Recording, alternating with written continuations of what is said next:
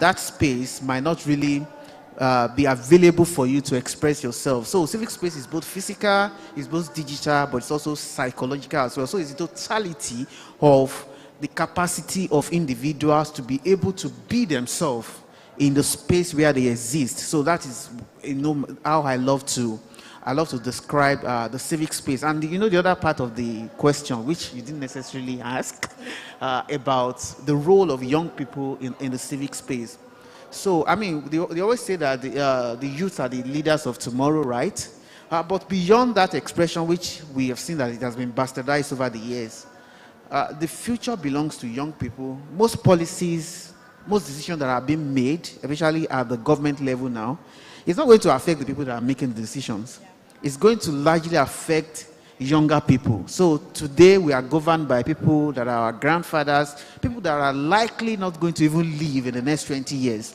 But the impact of their decisions is we are the ones that will feel it, or the young people are the ones that will feel it. And that's why the role of the young people is very critical. We have a responsibility to shape our future. So even if we don't wear a political tag, or we are not in political office, we have a duty to shape decisions that are made, because it's about us at the end of the day. We are going to be at the receiving end of those decisions. That's why our role must be to actively shape what the civic space looks like. That's quite interesting. But one thing I would actually take is, I was always saying, oh, civic space is physical and then it's, online. Then you bring in that angle of psychological, and then I realized that, yes, it's like our state of existence. And that's quite an interesting angle to bring in. Quite interesting. So I'm going to move to Mr. Sai. But before then, I don't know if we watched the video and then we saw something about, the civic space is only open in 2 of African, countries, right? I'm going to ask Mr. Sai a question about, what has changed so far, and how would you describe the changing of the civic space? Thanks very much. And if I take a leaf from what Boye shared, essentially, civic spaces have always been around us. So whether it's in our communities, in our age groups, in our youth groups, church, mosque groups, trade unions, student unions, it's not necessarily organized civil society as NGOs. And if you look at Africa, from the time of independence to now, we've seen an evolution of youth engaging and demanding for justice, either pre-colonial times and also during the fight for independence.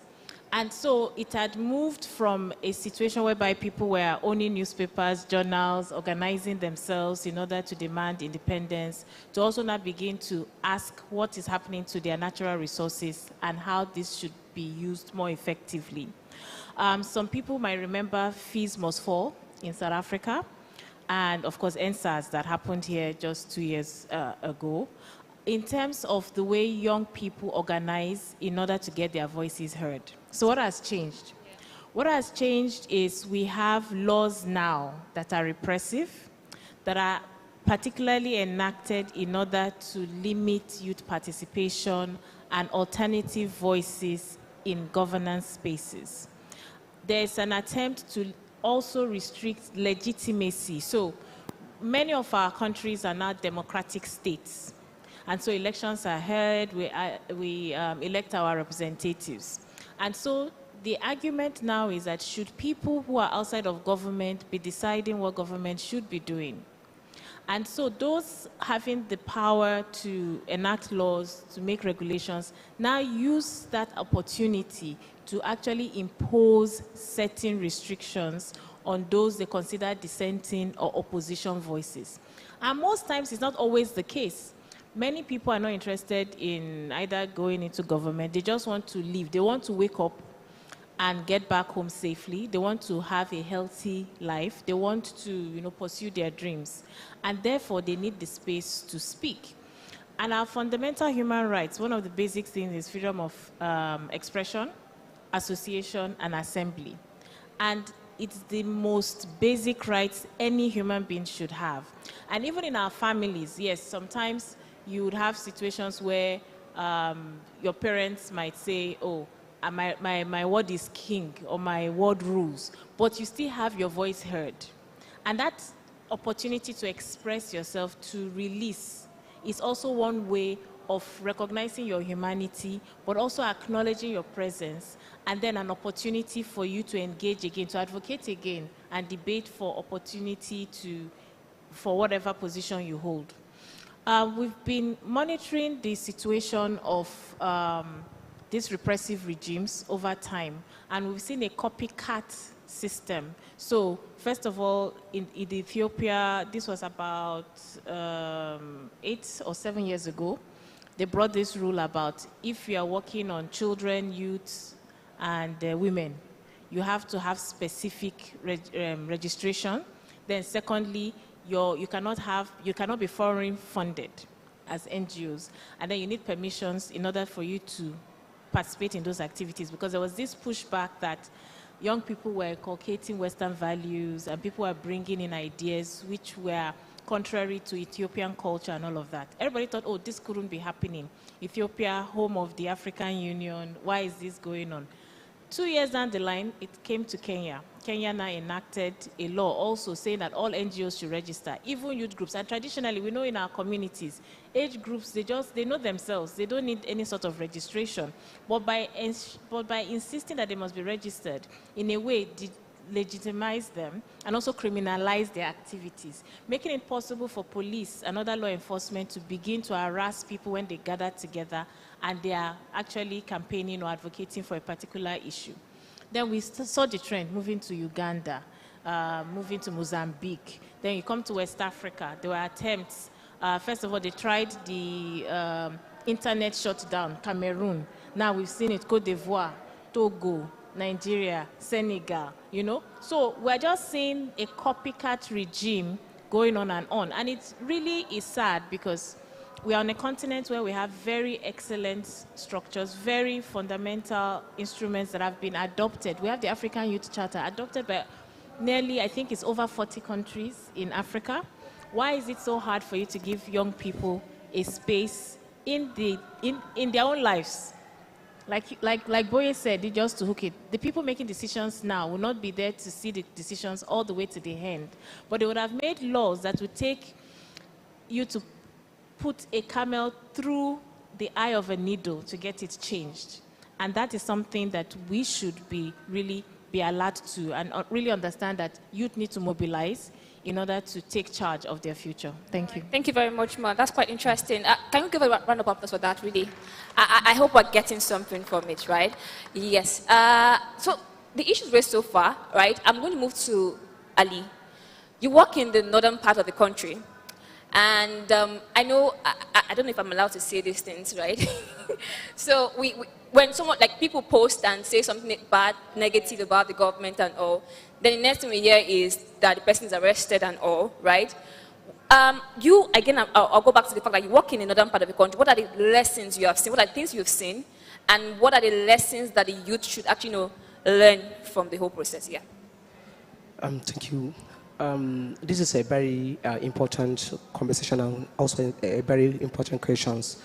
Of recent, we have heard a lot about how young people are being arrested, especially in Kano, Jigawa, Taraba, and Yobe. There was a boy that just tweeted about the wife of the president, Aisha Buhari, and he was arrested and detained for more than a week without access to his lawyers and his family, just because he's tweeted about the wife of the president.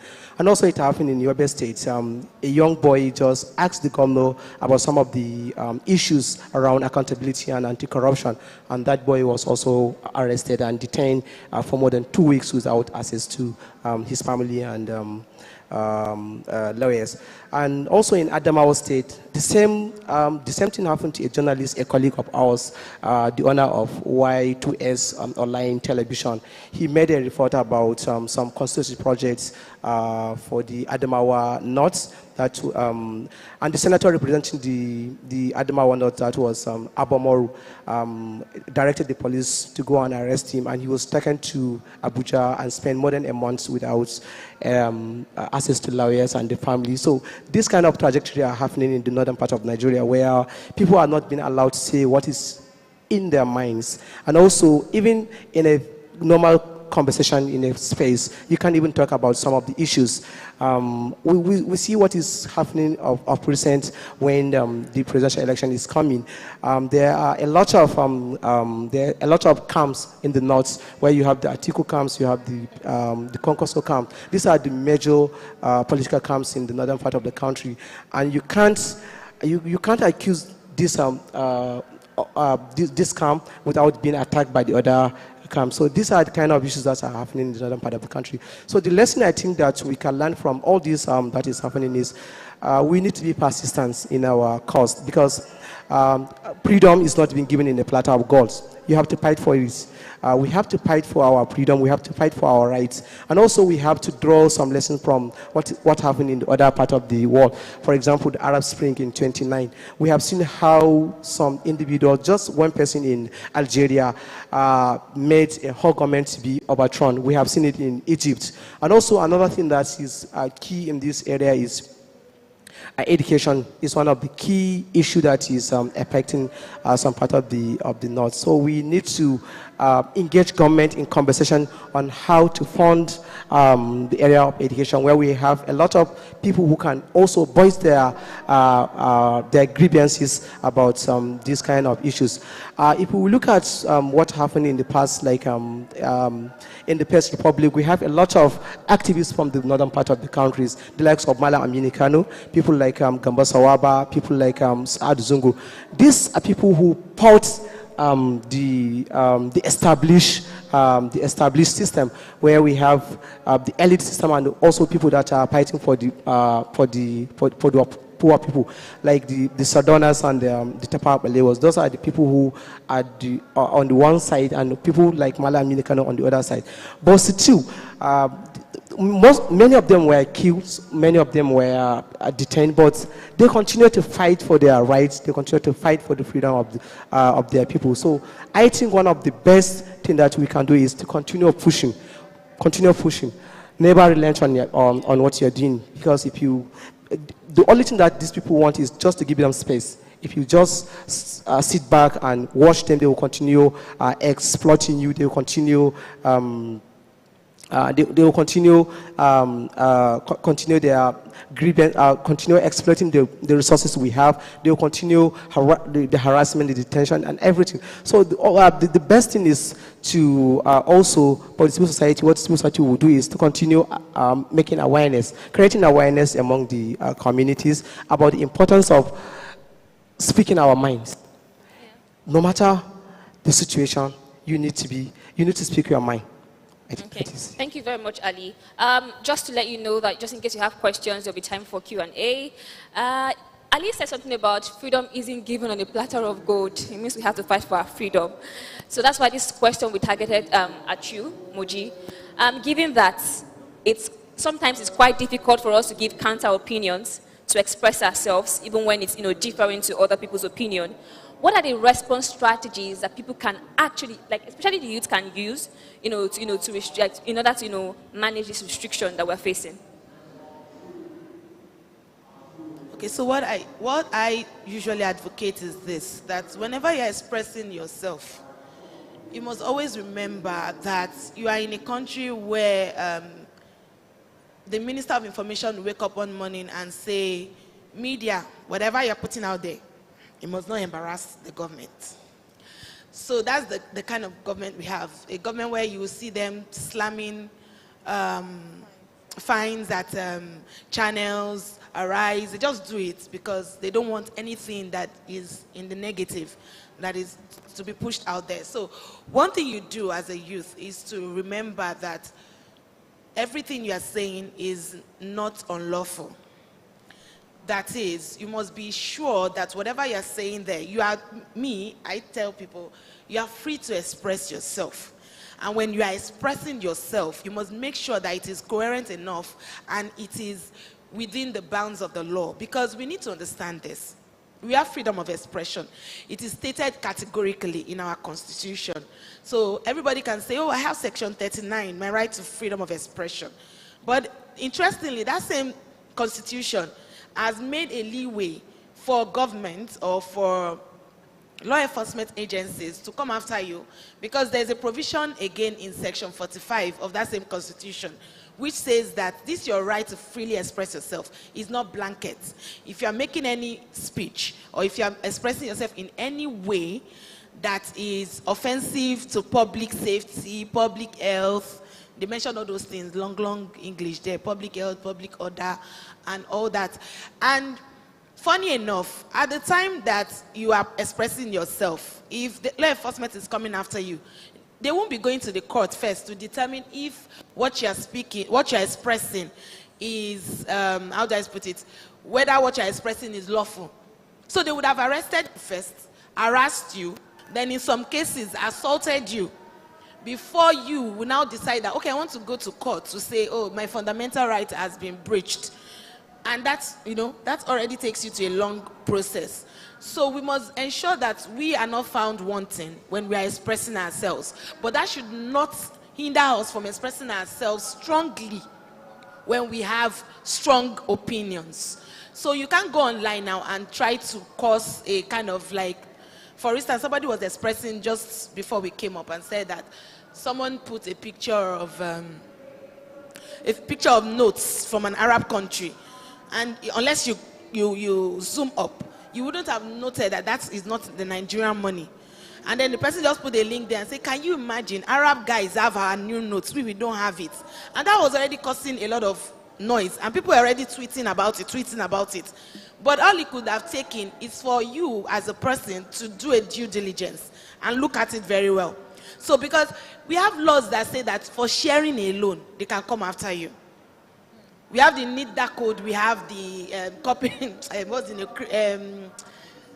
we have the Nigerian Broadcasting Code, we have the Cyber Crimes Act.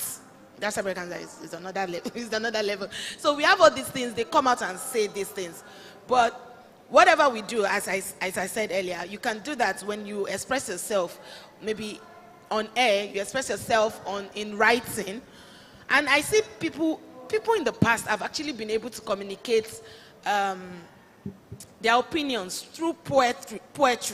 Poetry is a very good avenue for voicing out whatever you have to voice out. And it can douse, in a way, the strength of whatever, how do I put it? The way they would consider it. They will look at it as, it's poetry. Yeah. They won't look, do you know that the way they consider poetry and is different from the way when you just tweet like two sentences. Mm-hmm. So you can actually put poetry, put rhyming, and then you make it your voice out there. Even through music, we can express ourselves in different ways. But one thing I tell people is this: do not stop expressing yourself. Because the more we express ourselves, the more we can cause change. And expression is very key to a democracy. We all know that. So you need to express yourself well for your democracy to thrive. And, all right. Yeah. Thank you so much. If you're just joining us, we are talking about securing African civic space for youth. And we are looking at the online, the physical, and at some point we were told that sometimes your civic space is also psychological. It's your state of existence, right? And we are looking at how we can actually protect the space for ourselves to express ourselves, even when we have, different opinions. Speaking of which, this is directed at Boye. Post-COVID, right, and then in the wake of NSAS, there was a lot of, opera on internet and all, and then people were saying that the internet should be restricted at some point. And that has actually, I think I had that discussion sometime in school where they had to, we had to write a debate. No, it was an essay. Why should we regulate the internet and all? And people were of the opinion that, when they give you freedom, people misuse the freedom. So the internet is free, and then people can do anything that they wish to do online and all. Then some people say that at the expense of, restricting it, there are some people's voices that will be muted at that point, right? So my question is, do you think that a line should be drawn, and should the internet be restricted for any reason, basically? Thank you very much. So I'll answer, then I'll explain. The answer is no. There should be no basis for the internet to be restricted. And I'm going to explain why. The internet is just a platform. It's part of the civic space that we're talking about. And what happens on the internet, it's not peculiar to the internet. Those things are not happening because it is the internet. They happen because they've always happened. I always say this, that misinformation is not new. In the digital age, it may have been amplified because of the capacity of the internet. Remember, the same way that the internet has the capacity to amplify evil, it's the same way it has the capacity to amplify good. So a lot of even successes that we've had in terms of our economy today is because of the capacity of the internet to amplify. Today, Nigerian artists are being recognized for Grammy Awards. Do you know the role the internet play in exporting our music? By the time Nigeria was declared the biggest economy in Africa, it was as a result of the success in our Nollywood and our digital economy. That was facilitated by the internet, right? So, by its nature, just like your table knife in your house, the internet carries good and inherently carries evil. Now, there are laws in the society that are supposed to punish bad behavior, right? And those laws have existed even before the internet. So laws around libel, defamation, etc., existed before the internet. My belief as a digital rights advocate is that when you say somebody has human rights or that the Constitution provides for human rights, the basis is that those rights exist. When I say you have the right to freedom of expression, it's not the right to freely express what I like. It's the right for you to express what you want. Now, it is another conversation entirely whether what you have expressed is illegal or legal, or whether it then can expose you to maybe criminal prosecution, etc. But the question about whether rights should be restricted should not exist. Right must always be rights. There is no conversation about whether those rights should be restricted. But that doesn't mean that if you abuse your right, that you cannot be punished. But punishment in that context must never be about the platform of expression, which is the internet. Internet is just a platform of expression. So conversation about restrict the internet or limit the internet, it doesn't make any sense. Yes, if somebody says something on the internet and that thing is against the law of the country, yeah, that person can be questioned.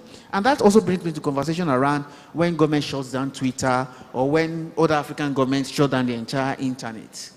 If there is an issue that needs to be, okay, let me just give you a specific example. Government has shut down some specific websites in Nigeria. Let's say People's Gazette website. Let's even, just for the sake of argument, not necessarily considering that those platforms had posted something that is against the law of Nigeria. Whatever they have posted could have been taken down without taking down the entire platform. So we can look at issues in specific manner and say, this person has said this thing and hold the person liable for what they have said without targeting the entire account of that person or the entire platform that the person has used to express that thing. So whether you're even looking at insightful comments that are capable of leading to war and all of that, you can focus on those specific comments instead of trying to attack the entire platform where those... And I give an example. I remember where the IGF, the African IGF, many years ago in South Africa, and the Minister for Communication in Malawi, then he was talking about the reason why the internet should be restricted and all of that. He said their president at the time had gone for an official trip outside of Malawi, and because he has been working so hard, so he got tired and he felt like, okay, instead of coming back home, let me stay back for 3 more days and rest before coming home. And then whatever he went for has ended. Maybe the conference he went for has ended. Then he didn't come back to his country, and there was a rumor. A rumor broke out on the internet in Malawi that the president was sick or the president was dead. So the minister was not making an argument that you see why we should regulate the internet. People were just saying things they didn't know. So, and because he was a government minister, nobody wanted to go. So I now raised my hand. I said, excuse me, sir. I said, when the president decided he wanted to have some rest or he wanted to go on leave, to rest. I mean, we are human beings. We can be tired. I said, was there an official communication saying the president was going to be off for 3 days so that he can rest? I said, the answer is no, right? So why are you blaming people for starting a rumor when you're not communicating with the people? A lot of times people complain a lot about misinformation. And I say, the only cure for misinformation is more information. Somebody says something, you say it's fake news. So where is the true news? Put it out there. It's about debate of ideas, debate of information. So, and I'll give an example. I said that before the internet, people would gather in hairdressing salon, in barbing salon, and they will be gisting. In fact, some people will be talking about what is happening in the bedroom of the president. You don't go to the barbing salon and demolish it. even if what they are saying is not true? Do you go there to demolish it? So people will always say whatever. The most important thing is that, and I think that's also one of the reasons why there is a lot of focus on regulation and restricting the internet. One of the reasons is that government came very late to engaging in the digital space. You know, at the time young people have started engaging in the digital space, it became active. Government wasn't interested. So by the time government got interested, it became an unequal player in the space. So, and that is how, if you bring it to Nigeria now, that is how the previous government was kind of shown out. Because the current government kind of understood social media better, and they leveraged it very largely to kick out the previous government. And that's why, because that government now understands that power, that's why it's doing everything possible to restrict the space, because it knows that that is probably the most lethal tool to kick it out of government. And I'm sure you can see what is happening with the movement right now. I don't want to be political, but you know what I'm talking about. It is the power of social media, and the current government knows exactly that power. That's why they are doing everything to restrict the space. So finally, what I will say is that, you know, unfortunately, a lot of young people sometimes think too that, oh, social media should be restricted. I understand why you are saying so. You are saying it because you see the problem on social media, and we all agree on the problems. We all agree that there is misinformation online. We all agree that there are insightful comments online. But where we disagree is our approach to solving those problems. For some reason, people think that just by putting out a regulation to say this regulation is to, you know, this is social media regulation, then those problems will go away. They will not go away, because social media didn't create those problems. So there is no way regulating social media will throw the problems away. And as I said, what is most important is that we must be a people of law and order. The reason why there is so much, in fact, we were having a conversation somewhere in Abuja yesterday, and we said if we really, really want to fight misinformation and fake news, we have to start from politicians and government officials, because they tell the most lies. They say the most insightful comments. But the problem is that when you now empower the political authority to have a law that can literally restrict the online space, what you are doing unconsciously is that you are giving them the power to suppress you, because they will never use those laws against themselves. It is the people that will suffer. So, for example, the Cybercrimes Act that Moji mentioned earlier, it was passed in 2015. For the first 3 years of that act, you will never hear that a cyber criminal was prosecuted because of that act. What we hear is that a blogger was arrested. Somebody insulted the wife of a governor. They arrest. In fact, sometimes they will arrest people, put them in DSS dungeons. Nobody will know their whereabouts, because it's all this Gestapo style of arrest that their family will not be aware. So everybody will start looking for them. We are still looking for the guy in Dadiata. We are still looking for that guy up till now. So please, and I'm making this appeal. I don't know whether I have another opportunity to speak. So it's important for me to make this appeal that, please, stop suggesting that social media should be restricted or that it should be regulated in some of way, because it doesn't solve the problem you are trying to solve. The reason why those problems exist is that in this part of the world, we don't do due diligence to law and order. And what I mean by that is that until government gets politically interested in issues, it never pays attention to it. So people can say things that are illegal, government will look away. But if they see that that statement can affect their political chances, then they suddenly wake up and start saying, oh, this platform, people are spreading fake news. Our Minister of Information, we knew who he was before 2015. He was the chief propaganda of the ruling party. That guy said a lot of things about the previous administration. So I'm not surprised that he's the most agitated person about social media today, because he knew exactly what he used social media to achieve to bring the current government to power. Thank you. Ladies and gentlemen, boy, that was quite interesting, right? If I had known what I known, like then when they asked us to do the debate, because we're in front of the class, depending on all, trust me, I'll have used this point and all. Quite interesting. Now, we knew when they shut down Twitter, we're all making noise, right? So in Togo, they restricted the internet, like the whole internet and all.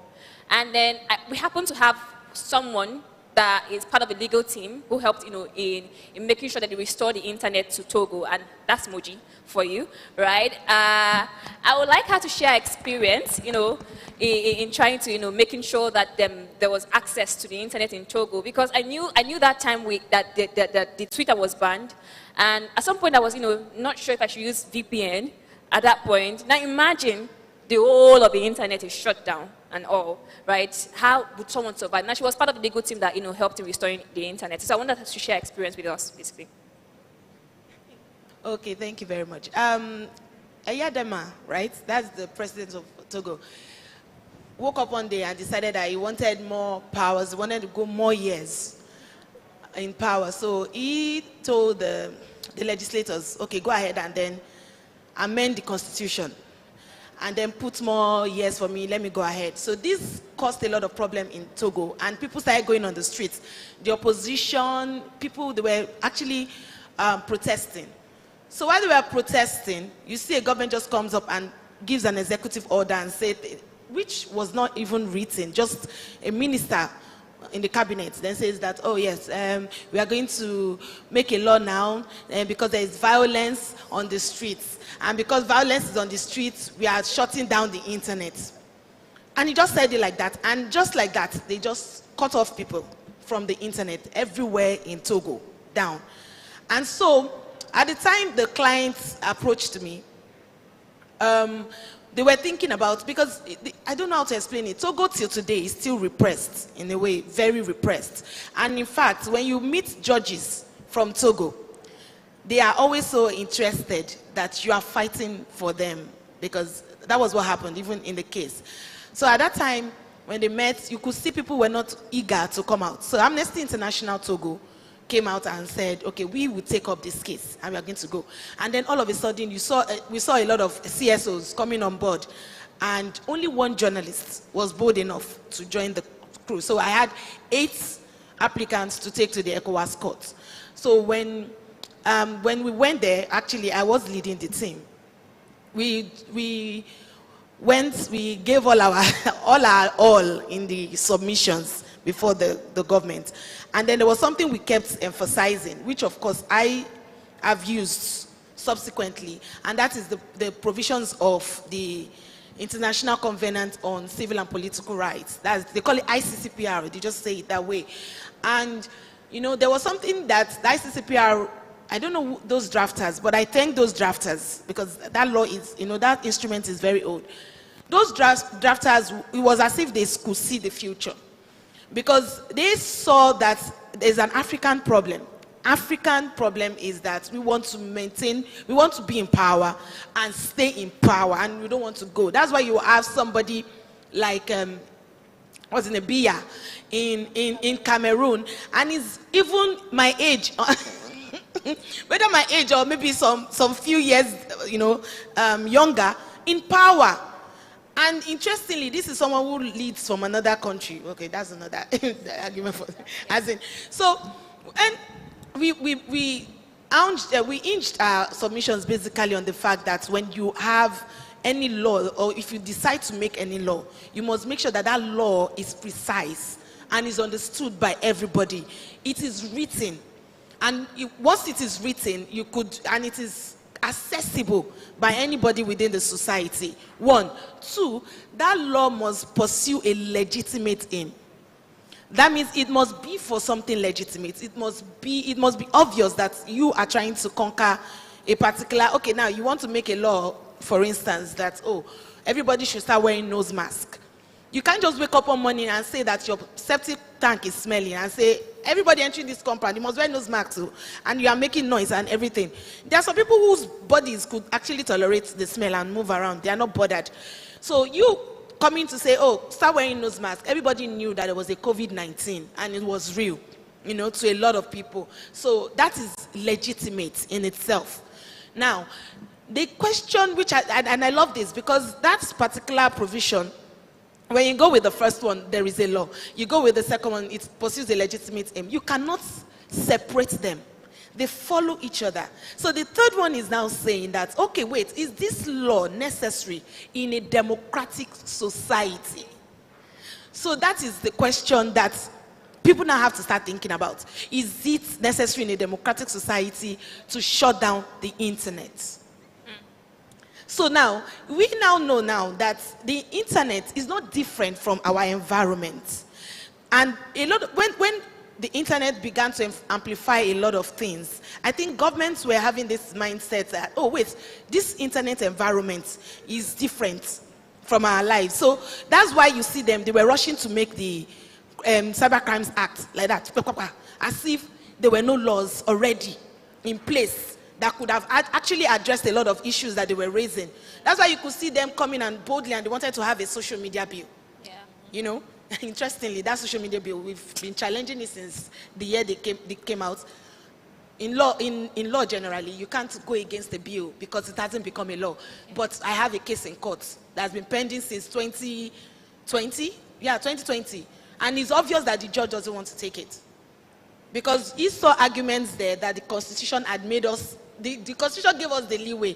Because the Constitution says that if you feel that your right is likely to be infringed. So that's, don't let me make it so technical. Anyways, it's interesting when you are fighting for the civic space. It's interesting the way your brain will start working. So when we canvassed these submissions before the court and said, is it necessary in a democratic society to shut down the internet? Luckily for us, by the time we filed that case, we filed it in 2018, we didn't get a hearing date until 2020. So now, 2020 has opened the eyes of everybody to a situation where we were all now living online and people could not move freely as they could move. So now the judges are human beings too. They can't move. They couldn't even allow people to come to their courts. Now we're having courts virtually at that time. So by the time the judges also look at the situation on ground, and it was easy for them to say that the internet is how do they put it? They hinged it, interestingly, on freedom of expression and said that it is a derivative right of freedom of expression. And so what I was able to get there was that everybody has a right to the internet. And that is just as simple as that. And so it was, in fact, the government came in there and they were not denying it. And I like them. At least they come in. Yes, I love them because they are different from Nigeria. We actually took the Twitter case to court also. Yeah. Paradigm Initiative was also one of the clients, applicants that we took there. Nigerian government came up boldly and started saying things like, you see, Section 45 says that you can restrict the freedom of expression, you can do this. In Togo, they said, yes, we went out, people were killing themselves, there was violence. And then the question was like, okay, so if there was no internet, would people still be killing themselves? Will it still happen? No, they say, no. And the internet, it was making it more radical. And we were like, how is it making it more radical? It is exactly what would have happened. We've had riots, we've had civil unrest.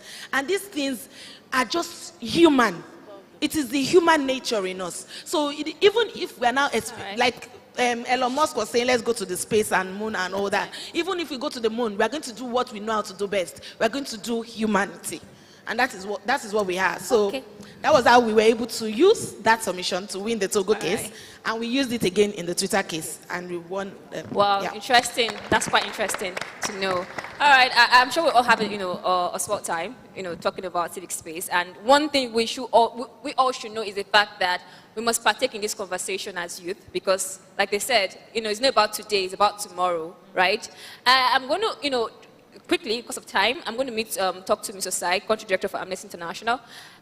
You've been working with a lot of civil society organizations, and I think I remember one time when we were trying to compile, annual reports, and then we're trying to look at infringement of rights, and especially the civic space.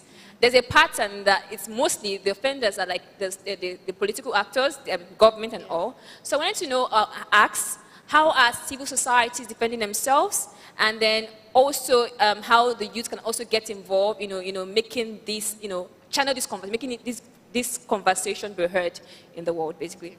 Excellent. So one of the things we've learned after several years of agitating for change in the country is the fact that you cannot do it alone. Sometimes the danger NGOs face is that they want to, lead the mission, they want to also gain the glory. So one means is to work in coalitions or networks. That way, it's harder for the government to start singling everybody out. You have to deal with, so if you pick one person, you know that there are 10, 20 more people that will rise again. So that was one way. The other thing was to get really tech savvy. because we also have different generational spans within the civic space. So it was able to then incorporate a lot of young people into the work, the design, the planning, the implementation of the interventions that we are going to do. I remember one time we were supposed to do something at the National Assembly, and then people were like, how are you going to rally people? You know, in those days, you just tell different associations, come with 10 people, come with 20 people, that kind of thing. And people were like, oh no, we'll just fill a Google form and then tell people who are interested. And it was alien to civil society. So using technology to organize, to mobilize, to share information, updating our cyber security so that we are not hacked, so that people are safe online, to avoid situations where you could listen to your conversations, using really secure apps like Signal, if you are really going to have sensitive information, encrypting your files and things like that went a long way to ensuring that we could push back on these issues. I will end with one point that the kind of NGO you are will also determine the kind of attacks you face in the civic space. We noticed that women's groups, or feminist groups in particular, would be targeted just because they are women. And so studies also started going into gender-based violence and how it is translated differently online, as well as when women speak up for themselves. And Amnesty International did a study across different countries where we came to the conclusion that Twitter was toxic for women human rights defenders, and started a process of working with Twitter to see how it can make it a safer space. But then we also have issues around traditional or conservative institutions, like religious institutions, like communal institutions, which feel, so this could be in communities which feel that women shouldn't have certain rights. And then when you fight on those rights, you're not only dealing with government pushback, you're also dealing with community as well. So it's really about finding allies in unusual spaces, and even civil society has had to look to the media, look to the tech community, and look to even the private sector in order to be able to carry out our work. So it's been a long journey. I don't want to say we're tired, but we really hope that there'll be more hands to lift up the burden. Thank you. All right. Before I'll get to Mr. Ali, right, I would ask, do we have any question from the audience? Just in case. Is there any question? All right. Someone in front.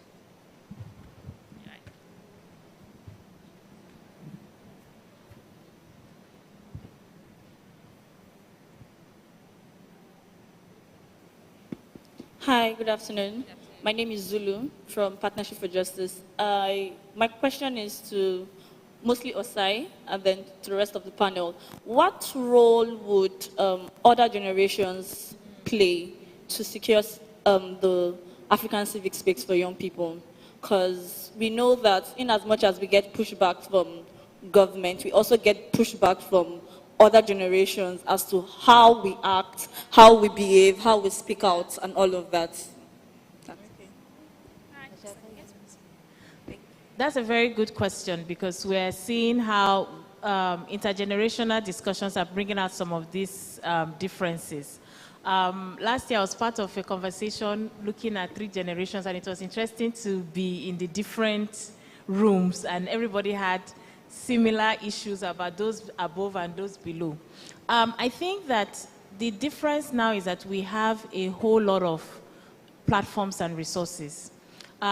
It was this, I think it was Shirley Chisholm, this black American in the US, when she contested for American presidency, that said, if there's no seat at the table, bring your own chair.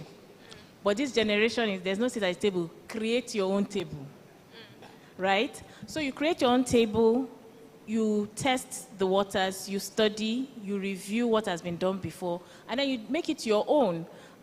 People are doing amazing things with music, with art. You know, we're at a session now where we finished something on calligraphy. There was another session on photography, and that are also forms of expression. For example, the internet, different groups has made it possible for you to also connect with people outside of your country, outside of your region. That is why Greta Thunberg can turn this every Friday incident into something that is now a global phenomenon. And she wouldn't have been able to do it if she was in my generation, because people will not even understand. They won't get it. So it's important that you find your own and not necessarily look at what other people have done. And you also find like minds. Like minds in terms of values and foundation, not necessarily in terms of age or in terms of what they're doing. And that would then bring the alliance. We are finding increasingly more that we learn from the experience of those, our elders or ancestors, and we also benefit from the agility and the innovation of the youth. All right, thank you very much. If there are no questions again, I would want us to queue up our feedback form for us. So we'd like to take feedback of what you think about our session. You can scan or you can go to the link. They should queue it up soon. But before then, I would ask Ali, you know that when we were talking about, I was talking with my colleague Chidera, and we're talking about the civic space, and then we said, you know, people always think that this conversation is meant for, there's this misconception that it's for particular group of people. Not everyone wants to get involved in this conversation, right? Now, irrespective of passion, irrespective of, you know, where a youth, you know, is aligned to, how can we deepen this conversation? And I'm sure Osai has actually touched something about, you know, using art and all, like, if you can, you know, add to it too. Oh, thank you. Thank you. Let me start by relating the issue with issue of injustice, especially in the northern part of the country. When we look at the issue of the banditry that is happening currently in the northwest, and also the issue of Boko Haram in the northeast, these are the issues that were being made because of injustice. People were being pushed to the wall, and they pushed back. So one of the things that I think that we can do to ensure that we make everyone part of the conversation is we create space for everyone. One of the things is, in the past, we look at in the First Republic, we have people that were using their talent, like the Gamba Sawaba, she was a musician. We have people that were written poems, like the Moody speaking in Kano State. So recently, we have a lot of young people that are coming off, especially on TikTok. They are doing a lot of things in order to ensure that they are part of the conversation. One thing with human beings is that when you are trying to close certain space for them, they create another space for them in order to do so. So it's better for the government to ensure that they leave people to be part of this space, because if the government continue to crack on the dissent, if government continue to push the people back, they are going to create spaces like the banditry we are seeing, and also the issue of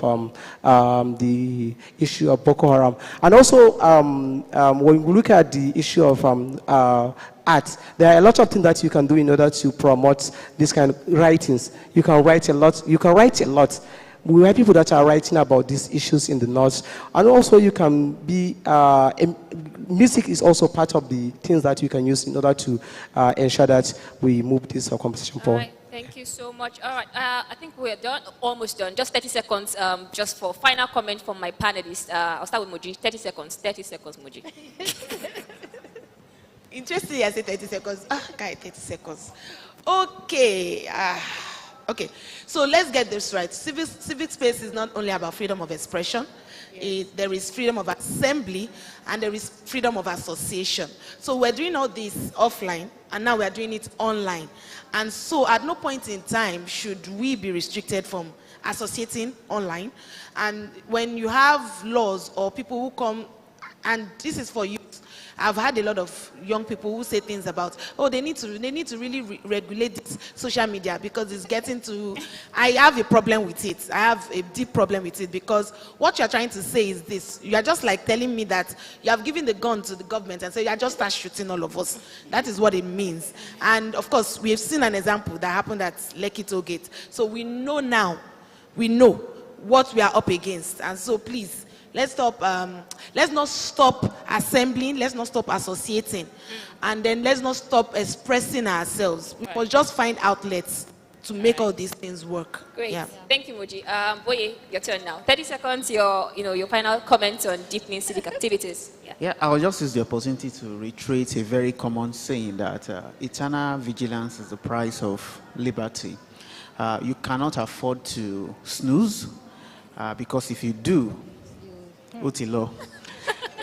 So you have everybody, you know, it's not a business of civil society organization. And I think that's where we get it confused. Because some organizations are called civil society organizations, we think it's their job to protect the civic space. In fact, what is the definition of civic? It's all of us. Yeah.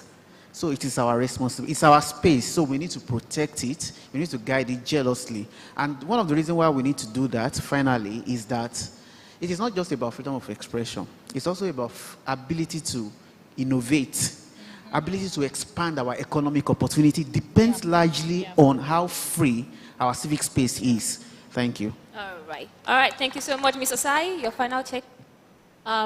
It's important to be strategic, build alliances, know your allies, also know your enemy. Most often than not, we are reactionary rather than proactive. And one way we can begin to act differently is to learn more about what this means. There are so many resources available online nowadays, UNESCO, Amnesty International, Human Rights Watch, even Paradigm Initiative, just something. And then there are also videos and multimedia that can really help to bring you up to speed in terms of current affairs, what are the trends, what can change, and then who else is doing something that I like, and then reach out. You never know, you could be starting a movement. Okay. Ali? Finally, what I will say is we should never give up, because that's what the government wants. Once we give up, then they have achieved what they want to achieve. And also, I would like to appeal to all of us to advocate for internet access. This is one of the key problems we are facing, because if there's no accessibility, then definitely we will not be even here to talk about the internet and the space, and also affordability. The data is very cost, especially in Nigeria. Thank you. Thank you so much. Round of applause, my panelists. Yeah. All right. Thank you, everyone. Thank you. Okay. We would like for you to give us feedback about our session. You could go to this link or scan the QR code. But thank you so much. But I will leave you with this final comment that our strength is in numbers. We should not be isolated, right? If we can continue this conversation, it should not just stop here. We should just continue, because at the end of the day, when our government, when the leaders start seeing every one of us having a one voice, then this conversation can be deepened. So also follow us on Amnesty's platform, and then you can also join our, if you want to become a member or a volunteer, you can reach out to me. We have a lot of activities coming up this year. So that's it. Thank you so much for gracing our events.